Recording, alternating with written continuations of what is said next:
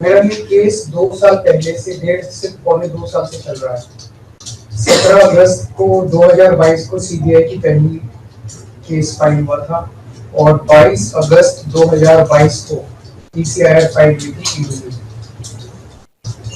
मुझे गिरफ्तार किया गया है।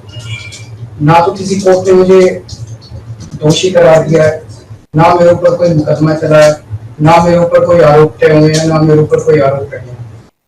अभी तक इस केस में सीबीआई 31,000 पेज फाइल कर चुकी है कोर्ट में और 294 विटनेसेस को एग्जामिन कर चुकी है।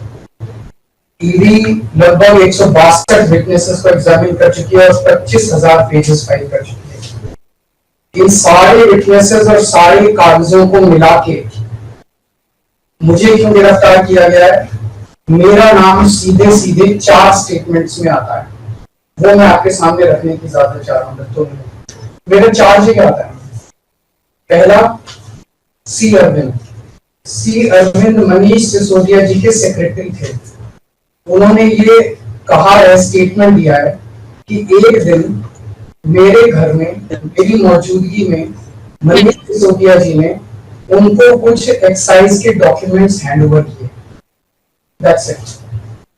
मैडम, उन्होंने ये नहीं कहा कि मेरी मौजूदगी में पैसे दिए, कोई ऐसा कोई आउट नहीं है। मेरी मौजूदगी में सी अरविंद को मनीष सिसोदिया जी ने एक्साइज के कुछ डॉक्यूमेंट्स। मैडम, मेरे घर पे ढेरों एमएलए आते हैं, ढेरों मंत्री आते हैं, ढेरों डिग्निटरीज आते हैं, अपने अपने सेक्रेटरी लेते हैं, वो आपस में खुसर भी करते रहते हैं, आपस में डॉक्यूमेंट्स के एक्सचेंज। मुझे क्या पता कि कौन किसको क्या दे। Is this a sufficient reason to arrest the second chief minister? क्या ये स्टेटमेंट एक सेकंड चीफ मिनिस्टर को अरेस्ट करने के लिए पर्याप्त है? नंबर 1। नंबर दूसरा स्टेटमेंट, एमएसआर मगुंटा श्रीनिवास रेड्डी, ये मेंबर ऑफ पार्लियामेंट थे, जगन रेड्डी की पार्टी से। एमएसआर एक दिन 16 मार्च 2021 को 4:30 बजे मेरे दफ्तर आते हैं। उससे 10 दिन पहले उन्होंने मेरे ऑफिस में चिट्ठी ईमेल भेजी कि मैं एमपी हूँ, मुख्यमंत्री से मेरे ऑफिस वालों ने उसको 10 दिन बाद का टाइम दे दिया। वो मेरे पास मिलने के लिए आते हैं 4:30 बजे। मैं किसी वजह से जल्दी में था, आके वो मुझे कहते हैं कि मुझे दिल्ली में अपना फैमिली चैरिटेबल ट्रस्ट खोलना है, उसके लिए जमीन चाहिए। मैंने उनको कहा कि जमीन हमारे अंडर में नहीं आती, एलजी साहब के अंडर में आती है, आप मुझे चिट्ठी दे दीजिए, मैं एलजी साहब को फॉरवर्ड कर दूंगा। And that's it. सो ये हुआ। 16 सितंबर 2022 को उनके घर पे रेड होती है। उनसे पूछा जाता है कि क्या आप केजरीवाल जी से मिले? वो कहते हैं कि हाँ मैं मिला और मैं केजरीवाल जी से अपने फैमिली ट्रस्ट की जमीन मांगने गया था। ये 16 सितंबर 2022 को सेक्शन 17 का स्टेटमेंट है। ED is not happy with this statement. 5 महीने के बाद उनके बेटे को 10 फरवरी को गिरफ्तार कर लिया जाता है। उसके बावजूद भी वो अपने स्टेटमेंट पे कायम रहते हैं। उनका दोबारा गिरफ्तारी के बाद स्टेटमेंट लिया जाता है, वो कायम रहते हैं। 5 महीने जब उनका बेटा गिरफ्तार रहता है तो बात टूट जाता है। 16 जुलाई को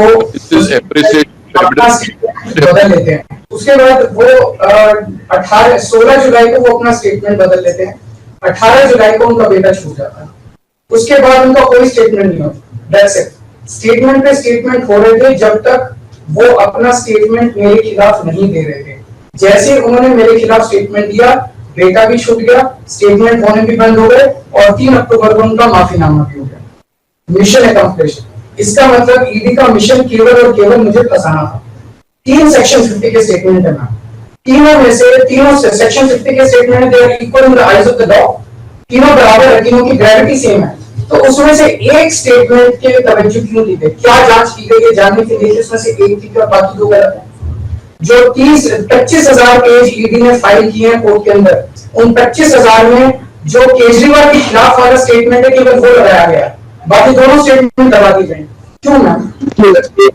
कोर्ट के सामने तीनों स्टेटमेंट लाई जाने चाहिए थे ताकि कोर्ट डिसाइड कर सके सच्चाई क्या है। चलो ठीक है। और मैम तीसरा स्टेटमेंट है उनके बेटे का, राघव मगुंटा से 16 सितंबर को उसके घर पे जब रेड होती है उनसे स्टेटमेंट लेते हैं कि says whatever his father had said. उसके बाद 10 फरवरी को उनको अरेस्ट किया जाता है। उसके बाद उनके 5 स्टेटमेंट्स होते हैं। 5 स्टेटमेंट्स में वो वही बोलते हैं जो पहले बोला। फिर 5 महीने तक वो जेल में रहते हैं। उसके बाद जब 16 जुलाई को उनके पिताजी स्टेटमेंट बदलते हैं तो 18 जुलाई को उनको छोड़ दिया जाता है। तो 7 स्टेटमेंट्स उनके हुए, 6 में वो मेरे खिलाफ नहीं होते, 7वें में जैसे ही मेरे खिलाफ स्टेटमेंट देते हैं उनका उसके बाद कोई स्टेटमेंट नहीं होता, उनको जेल कर दिया जाता है, उन्हें माफीनामा दे दिया जाता है। तो जो 6 स्टेटमेंट्स हैं ये रिकॉर्ड पे नहीं लाए जाते। चौथा है शरद रेड्डी। शरद रेड्डी के केस में 16 सितंबर को उसको अरेस्ट किया गया, 16 सितंबर को उसकी अरेस्ट हुई, उसने मेरे खिलाफ कुछ नहीं बोला। 9 नवंबर को उसका स्टेटमेंट दिया, उसने कुछ नहीं बोला। 10 नवंबर को उसकी अरेस्ट हुई, उसके बाद उसके 9 स्टेटमेंट्स होते हैं, मैं 9 स्टेटमेंट्स वो मेरे खिलाफ नहीं बोलता। उसके बाद 6 महीने उसको अरेस्ट करने के बाद 25 अप्रैल को वो टूट जाता है और वो केवल इतना कहता है कि मैं विजय नायर के साथ मिलने सीएम साहब के पास गया था, सीएम साहब जल्दी में थे, सीएम साहब ने कहा कि विजय के टच में रहो, विजय अच्छा लड़का है। मैं केवल ये जानना चाहता हूं कि क्या ये 4 स्टेटमेंट्स एक सिटिंग चीफ मिनिस्टर को अरेस्ट करने के लिए, मैम 2 मिनट दे दीजिए, कि ये पर्याप्त है? नंबर 1। नंबर 2, जो 30,000 पेज फाइल किए गए हैं, ये 30,000 पेज के अलावा 1 लाख पेज ईडी के दफ्तर में जो हमारी बेगुनाही के सबूत है, उनको कोर्ट के सामने नहीं लाया गया।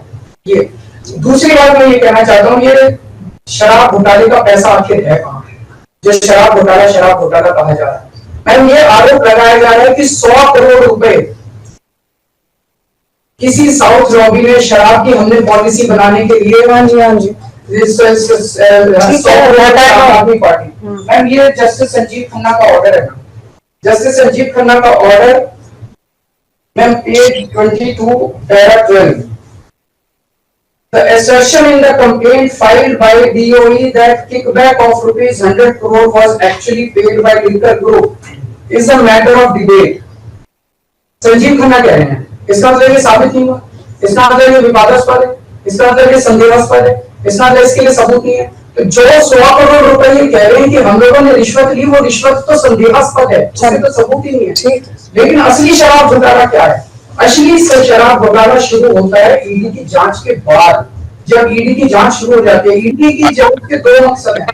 एक स्मोक स्क्रीन क्रिएट करना पूरे देश के सामने, आम आदमी पार्टी ने चोरी की है, आम आदमी पार्टी भ्रष्टाचारी है, आम आदमी पार्टी ने शराब घोटाला किया, और उसके पीछे एक्सटॉर्शन रैकेट करना, जिसके जरिए वो एक्सटॉर्शन रैकेट करना जिसके जरिए वो पैसे इकट्ठे कर रही है। मैं आपको सबूत दे रहा हूँ। शरद रेड्डी के केस में शरद रेड्डी को बेल 2 वजह से मिली। एक, शरद रेड्डी ने मेरे खिलाफ स्टेटमेंट दिया और शरद रेड्डी ने अरेस्ट होने के बाद 55 करोड़ रुपए का चंदा बीजेपी को दिया। 55 करोड़ रुपए के बॉन्ड्स अरेस्ट हुए। So he got his bail, he got his bail. So now the money trail is clearly established. Money trail is clearly established. And just last 1 minute. Last 1 minute. तो money trail is established ma'am. उसने अपनी bell arrest होने के बाद 55 करोड़ रुपए का चंदा BJP को दिया, बीजेपी के अकाउंट में सीधा गया। मनी ट्रेल इज एस्टैब्लिश्ड और यही पूरी जांच का मकसद था। एक तरफ आम आदमी पार्टी को क्रश करना, एक स्मोक स्क्रीन क्रिएट करना, भ्रम का पर्दा और पीछे से एक्सटॉर्शन करना।